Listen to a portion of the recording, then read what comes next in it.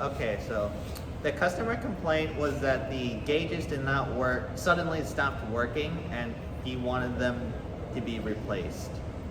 So we say, no problem. So we take old gauges out, we look at them, they look to be fine, but we replace with the new gauges anyway.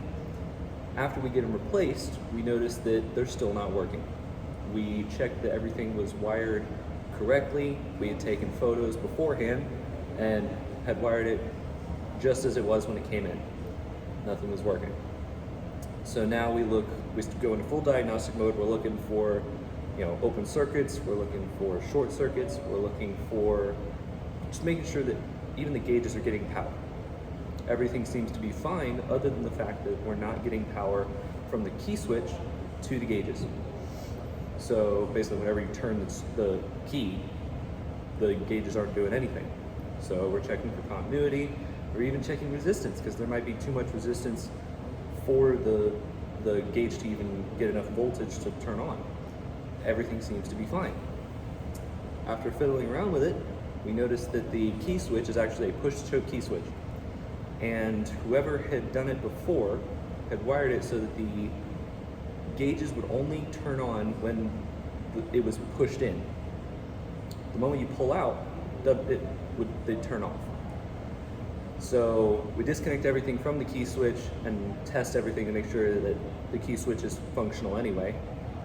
Everything seems to be fine. We then go and basically rewire the switch so that both of our gauges, our RPMs and our gauge that has speedometer, battery voltage, and fuel level, that both of those are wired to the same post on the key switch that turns on in first position and stays on once the motor is running. Everything else pretty much stayed the same, but I mean, we noticed we actually noticed burnt wires. We found out later that there might have been a lightning strike at some point, which could have burnt the wires, and that was going to a starting circuit. Everything seemed to work fine on that, so there's definitely something wrong with it. Everything still works with it, so we left it as is.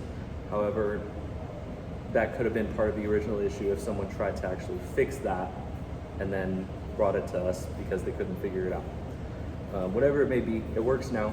The motor turns on, runs perfectly, gauges are reading as they should, and the fuel level and all of that still works. Also, the tachometer works correctly now, so that's nice.